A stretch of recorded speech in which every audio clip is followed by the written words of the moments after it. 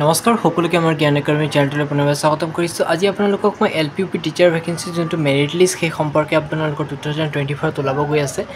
সেই সম্পৰ্কে অকণমান ডিটেইলছ কেইটামান ওলাইছোঁ বন্ধুসকলক। পোনপ্ৰথমে মই ধুবুৰী ডিষ্ট্ৰিক্টৰ ক্ষেত্ৰত ক'ব বিচাৰিম, তাৰপিছত আপোনাৰ শোণিতপুৰ ডিষ্ট্ৰিক্টৰ ক্ষেত্ৰত ক'ম, তাৰপিছত আপোনাৰ নগাঁওটো ক'ম, তাৰপিছত আপোনাৰ নলবাৰীটো, তাৰপিছত আপোনাৰ তিনিচুকীয়া। এই ডিষ্ট্ৰিক্টকেইটা মই ডিটেইলছ ওলাই ৰাখিছোঁ আৰু এটা এটাকৈ মই ষ্টাৰ্টিং কৰিব বিচাৰিম। পোনপ্ৰথমে ধুবুৰী যোনটো ডিষ্ট্ৰিক্ট আছে ইয়াৰ ক্ষেত্ৰত কাট অফ ৰেংকটো মই চাইছোঁ আপোনালোকৰ যোনটো জেনেৰেল কেটেগৰীৰ ক্ষেত্ৰত অহাবাৰৰ যোনটো লিষ্ট আছিলে সেইমতে আপোনালোকৰ যদি অহাবাৰৰ মতে যদি যায় জেনেৰেল ক্ষেত্ৰত 60%কে মানে যদি 60% জেনেৰেল কেণ্ডিডেটৰ মানে আপ পাইছে তেনে ক্ষেত্ৰত আপোনাৰ ধুবুৰী ডিষ্ট্ৰিক্টৰ ক্ষেত্ৰত আপোনাৰ পোৱাটো চান্স থাকিব।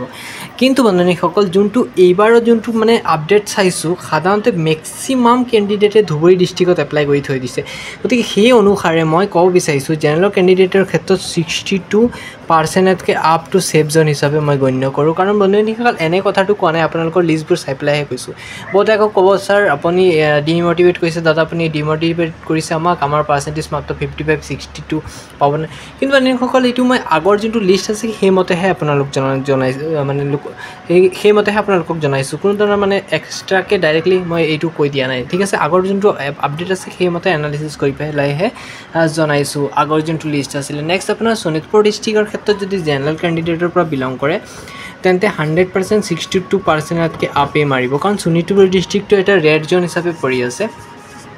আৰু বহুতে সুধিব যে ৰেড জোন কিয় পৰিছে। এতিয়া ৰেড জোন পৰাৰ মেইন ৰিজনটো হৈছে যে শোণিতপুৰ ডিষ্ট্ৰিক্টত বহুত বেছি কেণ্ডিডেটে এপ্লাই কৰিছে আৰু যাৰ মানে কাট অফ ৰেংকটো মানে পাৰ্চেণ্টেজ লেভেলটো বেছি আছে তেওঁলোকক শোণিতপুৰ ডিষ্ট্ৰিক্টত এপ্লাই কৰি থৈ দিছে। আৰু এটা ডিষ্ট্ৰিক্টত মানে ডিষ্ট্ৰিক্ট ৰেড জোন হিচাপে পৰি আছে নগাঁও ডিষ্ট্ৰিক্টটো। এই নগাঁও ডিষ্ট্ৰিক্টতো বহুত বেছি কেণ্ডিডেটে এপ্লাই কৰিছে, ইয়াতো মই ৰেড ডিষ্ট্ৰিক্ট হিচাপে ক'ব পাৰি।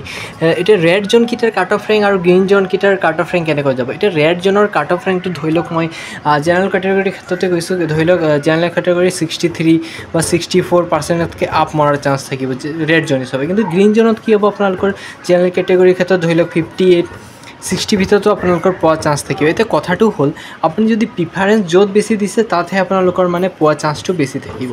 এতিয়া OBCৰ ক্ষেত্ৰতো ইয়াৰ নিচিনা জেনেৰেল কেটেগৰীৰ ক্ষেত্ৰতো ছেমেই থাকিব, কাৰণ OBC আৰু জেনেৰেল খানতে ছেমেই দেখা পোৱা যায়। কিন্তু 2 বা 1% হেৰফেৰ এটা থাকে, 2 বা 1% এটা 1% বা 2% এটা হেৰফেৰ থাকে। অহাবাৰ যিহেতু আছিলে ধৰি লওক আপোনাৰ জেনেৰেল কেটেগৰীৰ ক্ষেত্ৰত 65 যদি 5 যায় তেন্তে OBCৰ ক্ষেত্ৰত 63 বা 62 ইমান মানে 2 বা 3%কেহে মানে ডিষ্টেঞ্চটো দেখিবলৈ পোৱা যায়, ইমান এটা ডাঙৰকৈ পোৱা নাযায়, ঠিক আছেনে। নেক্সট আপোনালোকৰ নলবাৰীটো মই এনেই লিখা নাই বন্ধুসকল। এইবাৰ কি আছিলে নলবাৰী ডিষ্ট্ৰিক্টতো বহুতো কেণ্ডিডেটে এপ্লাই কৰিছিলে। আৰু বন্ধুসকল আপোনালোকক মই আৰু এটা কথা কৈ দিব বিচাৰিছোঁ, এইবাৰ কেণ্ডিডেটকৈ মেক্সিমাম কেণ্ডিডেটে এটা ডিষ্ট্ৰিক্টত এপ্লাই কৰা দেখা পোৱা গৈছে, যিটো ডিষ্ট্ৰিক্টৰ নাম হ'ল আপোনালোকক মই অলপ লিখি পেলাই জনাই দিব বিচাৰিছোঁ চাউথ চালমাৰা। কি হৈছিলে মানে চাউথ চালমাৰাত অহাবাৰ বহুত কেণ্ডিডেটে এপ্লাই কৰিছিলে, কিন্তু আৰু মানে এপ্লাই কৰাৰ ক্ষেত্ৰত বহুতো কেণ্ডিডেটে মানে চাউথ চালমাৰাত পাইছিলে। কিন্তু এইবাৰ কি হৈছিলে চাউথ চালমাৰাত অহাবাৰতকৈও বেছি কেণ্ডিডেটে এপ্লাই কৰিছে চাউথ চালমাৰাত। পষ্টটো ভাল আছিলে, 200 ছামথিং আছিলে প্লাছ পষ্ট আছিলে। গতিকে মেক্সিমাম কেণ্ডিডেটে এপ্লাই কৰি ৰাখিছে LPU আৰু UPৰ ক্ষেত্ৰত। গতিকে এই ডিটেইলছসমূহ মই এনেই পোৱা নাই মানুহসকল, আগৰবাৰ যোনটো মানে ডাটা আছিলে সেইটো এনালাইচিছ কৰি পেলাইহে আপোনালোকক LPUP যোনটো মেৰিট লিষ্ট 2024 ওলাব সেইমতেহে অলপ ডাটাটো দিছোঁ। নেক্সট যোনটো ভিডিঅ' ওলাব সেই ভিডিঅ'ত মই আপোনালোকক বাকী ডিষ্ট্ৰিক্টবোৰ ডিছকাশ্যন কৰিম। আপোনালোকে পাছতে যদি পাৰে স্ক্ৰীনশ্বটটো ধুনীয়াকৈ মাৰি ল'ব পাৰিব, ঠিক আছে। ইমানে সামৰণি মাৰিছোঁ, ধন্যবাদ। নেক্সট ভিডিঅ'ত মই বাকী আপডেটবোৰ আপোনালোকক প্ৰভাইড কৰি দিম, ধন্যবাদ।